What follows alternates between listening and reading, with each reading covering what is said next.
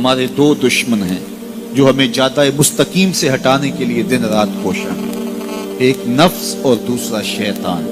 اب دو دشمنوں کے نرغے میں اکیلی جان ہے۔ اب نفس شیطان سے بھی بڑا دشمن۔ ہم تو یہ کہہ دیتے ہیں کہ شیطان نے ہمیں ورغلایا، لیکن جب شیطان خود ورغلایا گیا تو اس وقت کوئی دوسرا شیطان تو تھا نہیں۔ شیطان کو شیطان بنانے والا نفس تھا۔ اس نے سر اٹھا کے اندر سے کہا تھا نا، انا خیر منہ، میں بہتر ہوں، خلقتنی من نار وخلقتہ من طین، تو نے آدم کو مٹی سے اور مجھے آگ سے بنایا۔ آگ افضل ہے، مٹی مفضول ہے، لہذا افضل مفضول کو سجدہ کیسے کریں؟ اس کے نفس نے یہ دلیل تراشی تھی۔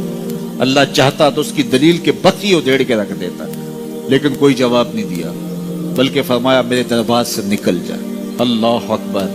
تو شیطان کو جو دلیل سکھائی اس کے نفس نے سکھائی۔ تو شیطان اور نفس دو بڑے دشمن ہیں، یہ دونوں ہمارے ساتھ لگے۔ لیکن اللہ کا کرم یہ ہوا، اذا جاء رمضان سلسلۃ الشیاطین، جب ماہ سیام آیا شیاطین جکڑ دیے گئے۔ آج یہ مسجدوں کے در کشادہ ہو گئے ہیں، پھاٹک کھل گئے، لوگوں کا ہجوم یہ شیطان کے بن جانے کی وجہ سے۔ لیکن اس کے باوجود مہنگائی ہے، اس کے باوجود جو ہے وہ ذخیرہ اندوزی ہے، اس کے باوجود نظر کی بدکاریاں ہیں، خیالوں کی آوارگیاں ہیں، کم تولا جا رہا ہے، کم ناپا جا رہا ہے، اور بہت سارے گناہ بھی موجود ہیں۔ تو جب شیطان بند گیا تو یہ گناہ کیوں ہیں؟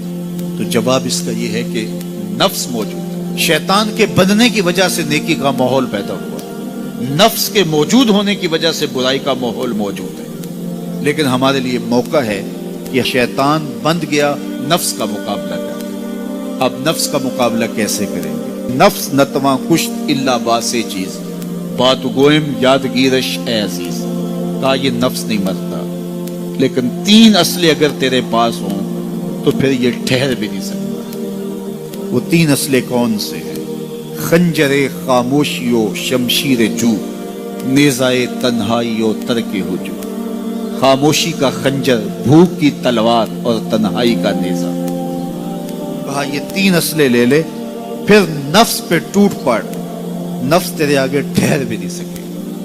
تو خاموشی سے نفس کا مقابلہ کیا جا سکتا۔ میرے حضور نے فرمایا من صمت نجا، جس نے خاموشی اختیار کی وہ نجات پائے۔ وشمشیر جو، شیخ فرماتے ہیں دوسری بات بھوک کی تلوار، نفس کا سر کاٹنے کے لیے بھوک کی تلوار چاہیے، چونکہ انسان کی خواہشات نفس بھوک سے کمزور ہوتی۔ میرے اور آپ کے آقا و مولا نے ارشاد فرمایا، اے جوانوں کے گروہ، تم میں سے اگر کوئی نکاح کرنے کی طاقت رکھتا ہے تو وہ دیر نہ کرے، فوراً نکاح کر لے۔ یہ نظر اور پارسائی کا محافظ ہے، یہ تمہاری عصمت کے جوہر کو لٹنے نہیں دے گا، تمہاری عزت، تمہاری آبرو، تمہاری پارسائی کا محافظ بن جائے گا نکاح۔ اور اگر تم میں نکاح کرنے کی فی الحال طاقت نہیں ہے، تمہارے حالات ایسے نہیں ہیں، تو فرمایا کہ فعلیہ بالصوم، تو کثرت کے ساتھ روزے رکھو، فإنہ لہ وجاء، اس لیے کہ یہ قاطع شہوات ہے۔ تو بھوک سے نفس کی تہذیب ہوتی ہے، بھوک سے خواہشات نفس مٹتے ہیں، آرزویں کم ہوتی ہیں۔ اس لیے ہمیں بالخصوص جوانی کی عمر کے اندر نوجوانوں کو کثرت کے ساتھ روزے رکھنے کی تلقین کرنی چاہیے، تاکہ وہ اپنی اس عمر کو، اپنی جوانی کو کہیں غلیظ نہ کر بیٹھیں، اور اپنی جوانی کے تقدس کو، عصمت کے جوہر کو کہیں برباد نہ کر بیٹھیں۔ یہ سب سے قیمتی سرمایہ ہے کسی شخص کا کہ اس کی عصمت کا جوہر پاکیزہ رہے۔ اگر یہ جوہر لٹ گیا تو پھر اس کے باطن کا چہرہ مسخ ہو گیا، اس کے اندر کی دنیا لٹ گئی، اس کے پلے کچھ نہ رہا اگر اس کی عصمت ہی محفوظ نہ رہی۔ تو عصمت کی حفاظت کے لیے کثرت کے ساتھ روزے رکھنے کی تلقین کی گئی۔